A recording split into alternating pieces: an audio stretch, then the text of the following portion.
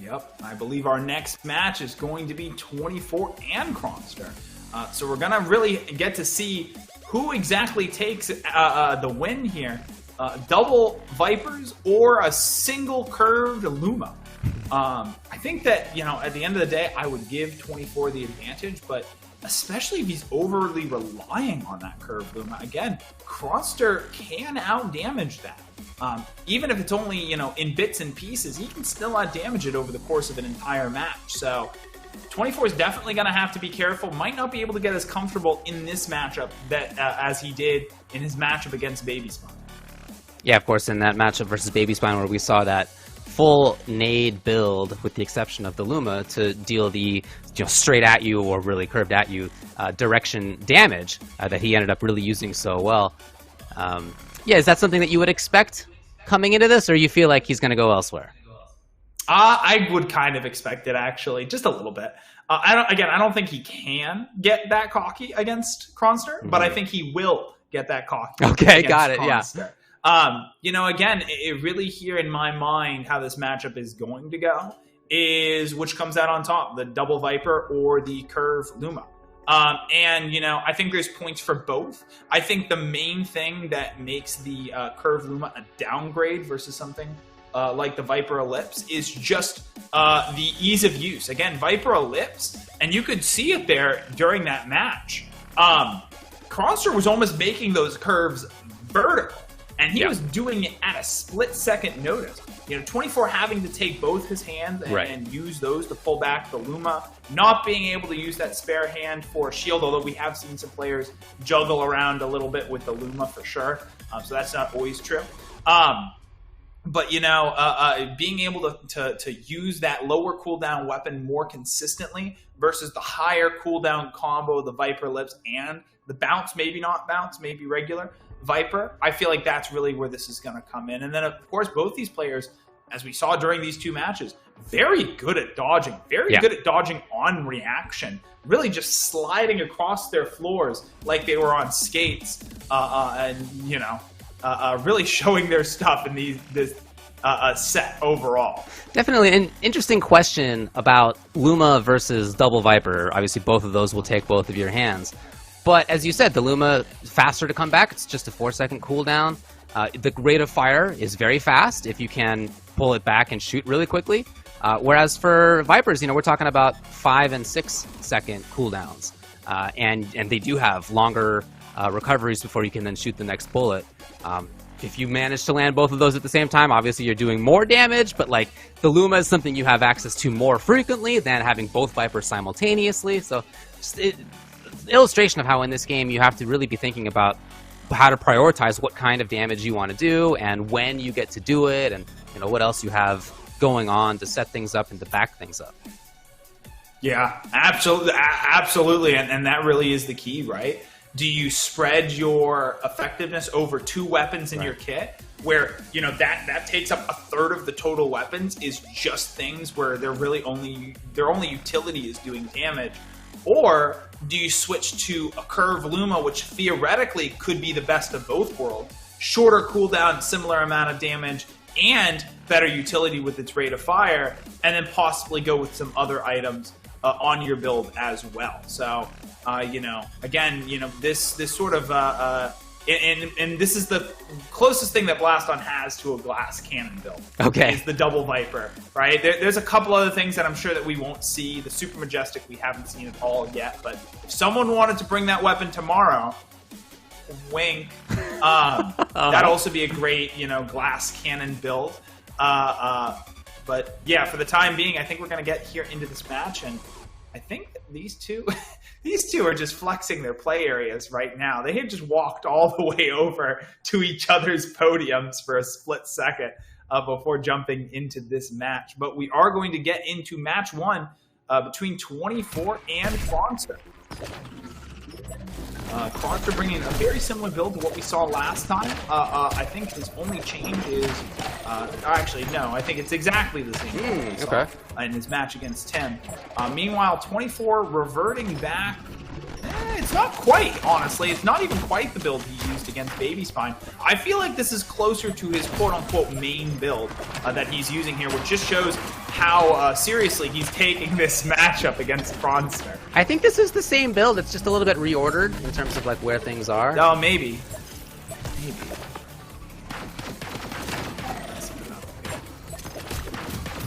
Yeah. Ooh, okay. 24 is trying to set up a clamp there. Okay, finding some hits. A little chip against the life bar of Crawnster. Ooh, lovely evasion right there by Crawnster. You can see he really dipped way down. Kept his head inside the ring as well. Beautiful stuff. All right, then knee going off. Yeah, and both of these two are just showing off how proficient they are at dodging. Very similar amounts of health right now, even. And, you know, the other thing, too, Crawnster's doing a great job of keeping up the pressure even when 24 is firing at him. Arguably, the most important time to be keeping up the pressure is when your opponent's trying to set up a big combo. Sure. So being able to get that consistently off is going to be huge for him in this matchup because, honestly, that might be the only time where 24 is vulnerable. Ooh, 24 going ahead and landing one of those Luma shots. Under 20 on the clock now. It's a significant life leader for 24. Crawnster has two big guns in his hand, but he's not going to be the one who finds the big hit. It's 24. Yep, absolutely. And again, at this level, those Viper flip shots are almost coming vertical from the side of the play area. So, crazy, crazy stuff when you get up to this high level of blast on here. Getting peppered a little bit by the hammer ellipse. Crawnster actually moved into a bullet, got hit himself there. Luma to the side of 24.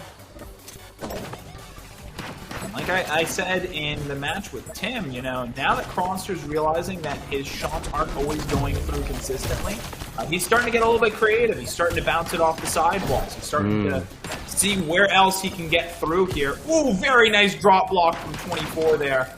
Even bouncing it off the ceiling, we're seeing him do there, too. You know, that weapon hit right there was actually the first damage that Crawnster dealt in this round. Oh, as he is in huge trouble. Yep. Oh, the movement by 24! Just circular movement right there. Insane. Way down, right to the side. Lovely stuff. Look at this! Ooh. Finally does find a hit right there. Oh, it did Crawnster. Yep, off the Raptor ellipse shot. Yeah, the Raptor was what did it for him. Ooh, you could see that Luma curve almost hit Crawnster. What evasion by him. Yeah, that was ridiculously close. And again, 24 is doing both these things at the same time. Yeah, he is doing an insane amount of dodging and he's so also close. Managing to curve that Luma. Crawnster did end up hitting a bounce Viper here, but in the last 25 seconds, he's going to have a little bit more than just that work. Yeah. Not going to happen for him. 24 is going to go ahead and take game one. Good games, good games. Wow, and that was, again, you know, just an incredible show of dodging from both of these players. I mean, really just utilize. We talked before about utilizing their play space. Yeah. And 24, in order to get nearly a perfect game, he did end up getting almost down to half health. But, you know, at the 30-second mark there, he was sliding across the ground, immediately jumping up and over other projectiles in order to get to the other side of his play area. I mean, A, an incredible show of skill. B, that's gotta be exhausting. Yeah, right. Very impressive stuff. You know, he didn't have that long of a break. Well, really, neither of these players did they? Because these are two 3-0s that happened back-to-back. Crawnster has the one who just played. But yeah, it's not like 24 had much time off between his set where he won 3-0 and where Crawnster did. No, yeah, absolutely not. And, you know, both of these players are, I'd say, fairly young, so they can definitely go the distance if needed. But, yeah, I mean, having to do all of these different actions and dodge while also having the precision inputs that you need in order to get off your own combos. You know, they're making it look incredibly easy. I can tell you right now, as a player who's tried to pick up the Viper Ellipse or the Bounce Viper or the Curved Luma, it's not at all. Yeah. Not even a little bit.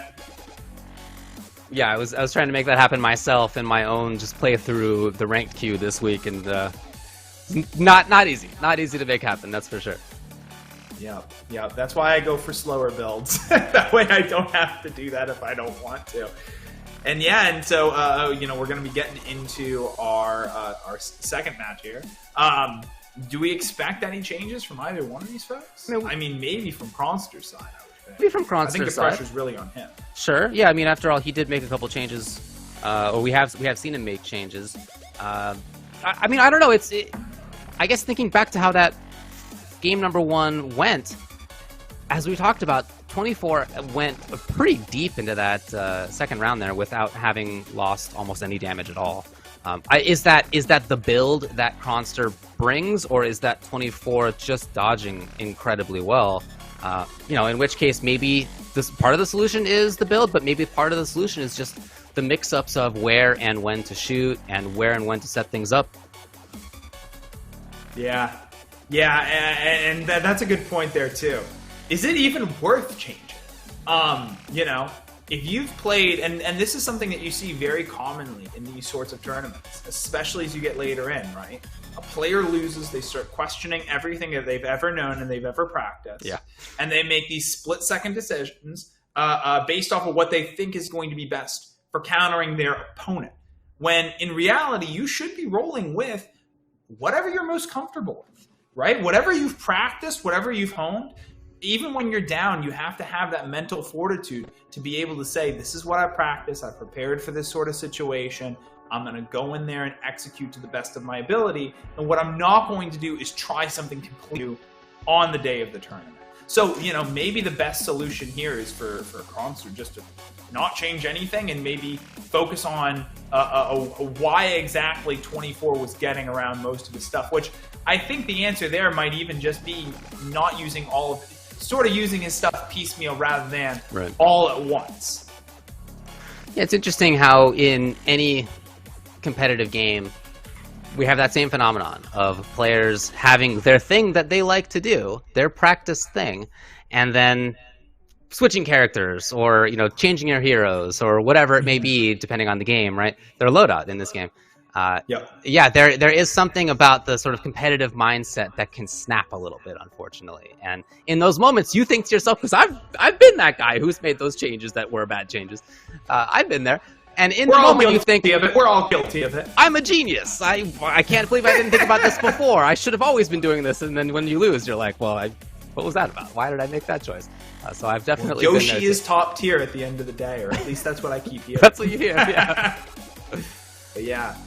And you know, that's actually another thing too, is that sometimes the voice of the audience can play into that too. If everyone in chat is saying, oh, run this weapon, run this weapon, run this weapon, you got to kind of have this fortitude to be able to sit there and go, no, I'm not going to change up what I'm doing. I'm going to keep doing what I've practiced. Don't listen to anybody, players. Yeah, don't listen to anybody. Don't listen to us. Don't listen to them. The summary of this is don't listen to anybody. Never take any criticism for anything. Correct. You're perfect as you are, baby. You're perfect. Exactly. All right, so are there changes? So Crawnster, so Hammer Nade, Hammer Lips, Viper. He's got the Luma. He has got... Oh, there we go. So he's got the Luma instead of the Viper Ellipse. That's the change. Which is very, very interesting. He is essentially relying on a straightforward deal. No curves, no tricks, no nothing. Just firing it off straight and hoping for the best. So we're gonna have to see how that change goes. Again, Luma is another weapon that's kind of being run by everybody, so could possibly be the voice of the audience factoring in here. Big meta choice this weekend, that's for sure. Big meta choices. You can see, I mean, part of the utility of the Luma is something we saw right there. Typically, you see people try to shoot directly at folks, but you can also pull it back not very far and make it go real slow, and it can curve right down and land on people. Yeah, there you go. It's kind of a setup tool as well. It's quite versatile. Ooh, okay, here we go. That was a 2 and 24. Absolutely dominating in front of his podium as well. You know, they're both kind of sitting on the front of their podium. Yeah, it's very aggressive. Just really trying to lay as much pressure as they possibly can on their opponents. 24 definitely taking more damage than he did last round. That's true. That is a good point. 30 seconds, that is.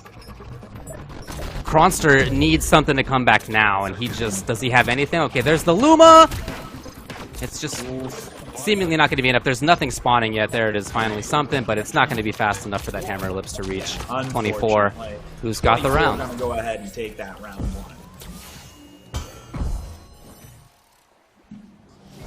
I've talked so much about the resolution art team. This is another one of my really all custom stages are great, especially the ones that they put out in like maybe the past half year.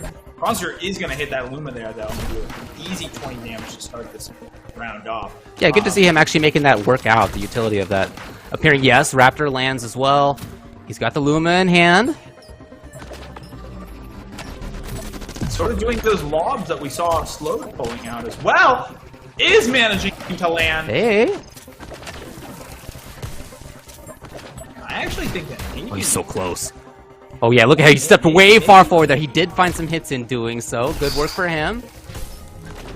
He's got the nade. It brings it out. And it's on 24 to dodge. He does.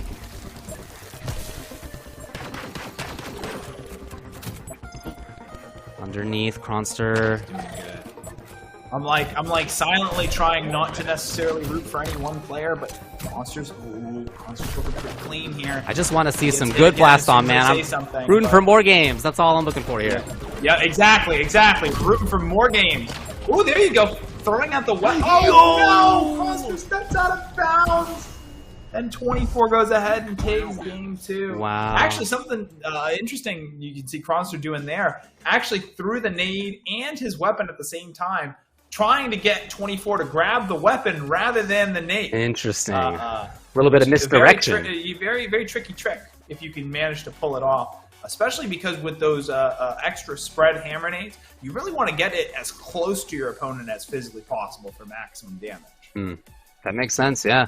Well, look, the change that Crawnster went to there, going to the Luma, he did find some hits, right? We did see him using it for setup as well with the slow slight pull that you can do. He did do some stuff with it, but again, as before, it just wasn't enough. There wasn't enough forcing of 24 to get hit. 24's movement continues to look fantastic, continues to evade really, really well. So yeah, I'm not sure if it's the weapons necessarily, or just 24's not there when Crawnster tries to shoot him. He's just excellently dodging. He's just phasing behind you. He's completely gone Ultra Instinct at this point. Right. But I think there is a critical difference there, which is that the Luma requires 2 hands and the Viper requires 1. Yeah. And that, I think that the change of pace that in that build was, I'm not going to use all my high damage dealing weapons at once. I'm instead going to use them one at a time, and then hopefully that spreads it out, kind of keeps that continuous pressure on my opponent. And I think that's when he did hit the Luma, right? He hit the Luma the most. Yeah, that's right. He was keeping a continuous pressure on 24. 24 got greedy, and he managed to snag with it. But, the strength of Viper is being able to use those 2 weapons in conjunction with one another. That synergy was lost when you go ahead and you change one of those weapons for a Luma, which does, at the end of the day, require 2 hands. You can do fancy stuff like shoot off a shot with the Viper, throw it up, do 2 shots with the Luma, come back down, shoot that Viper shot, which if you want to explain a concept to someone in Blaston who's never played Blaston before, explain to them why that's actually good and not just something to completely style on your opponent. But I think that, again, Crawnster did manage to get. Yeah. He should stick to what he knows. And I think really what he should be looking at is he should be looking at some of the higher cooldown bits of his build. That Hammer Ellipse against anyone else would be doing some serious work. I think 24's just played against too many Hammer Ellipses before to really allow himself to get caught out by that without some serious setup from other parts of Crawnster's build. Same thing with the extra hammer. Again, how many times has he seen that weapon come out a ton? He's sort of playing what you know. But we're getting into this match. We are seeing Crawnster come with the avalanche nade, which is going to be pretty interesting. Again, I think he's really trying to punish 24 for dodging to the bottom of his podium. And there we go. It's going to immediately pay off. He's going to get a good chunk of damage against 24 there. Crawnster bringing back the Viper Ellipse as well, so he's got the double Viper combo. back in his deck. I like this build. I like this build. You see both of them right there. As far as 24's build, as shamefully, I don't recognize that attachment for the Frostbite. He's also bringing the Majestic. Oh, he's got a very different build, in fact. Yeah, you're right. Is borderline BM. Oh, yeah? All right. Yeah, we'll see if and when he decides to fire it off. The Majestic's in a weird spot right now. It has been claimed by one of the developers that if they made it any more powerful, it would break the game. But it's never been a really great weapon to be running. Again, we'll talk about it if and when he actually picks it up. I think what he's actually doing here is he's just saying, hey, the only 4 weapons I'm going to use are the Hammer Ellipse, the Raptor Ellipse, the Viper, and the Luma. Dang, all right. Well, we'll see. I mean, we see the Majestic just sitting there. Yep. Just sitting there. Menacingly! Menacingly, but maybe not even that menacingly, as it just keeps ignoring it. And again, this introduces sort of a higher level concept in Blaston. If you don't pick up a weapon, it doesn't affect the cooldown of any of your other weapons. So, again, even less of a reason why you should be, super hasty about what weapons you're using. And especially when players get tired, that's sort of a trap they can fall into, is using the very first weapons that end up spawning. And that's almost never the best thing. Okay, here it is. Oh, there we go. There it is. It's on the field, folks. We got 2 beam cages. Look at those 2 beam cages menacingly heading towards Crawnster right now. Oh, they're gone. And they're out of here. And that's really the weakness of the Majestic. So the Majestic puts out those 2 beam cages. They actually do solid damage. They do damage equivalent of a lance. But the 2 big things, one, their duration is very short. Usually the beam cages get disappear before they can even reach your opponent's side of the podium. Oh, let's go! 24 dipping down into those beam cages himself. Oh my goodness. Great place. I think this might have been a great counter pick for Crawnster. Again, not to hit 24, but rather to set up hazards on the bottom of his play area. Right, interesting. Yeah, that has been a go-to evasion spot, of course, for 24 and for everybody else. Yeah, and now he really just has to be Viper there. He has to finish it out now. 40 seconds left on the clock. I don't think that Crawnster can rely on timing this one out. I do think that he has to end it. Yeah, 30 seconds for me. He finds a big hit. There we go. Let's go. 24's got a lot of damage on deck still, though. He's got the Luma in hand. He does find a hit. With that curve Luma. The Majestic's on his way. No, here's Crawnster finding the shots. The Wildcat was there for him. 16 on the clock was enough. He's alive. Alive. He's alive. That's all that matters. Just catching the greed. Maybe that's all he needed, was just to catch the greed. Wow, what a duck right there by 24. 24 movement. I mean, even so considering his normal gameplay, his movement today is just insane. Taking a little bit of damage from that beam cage. Yeah, that's true. Still,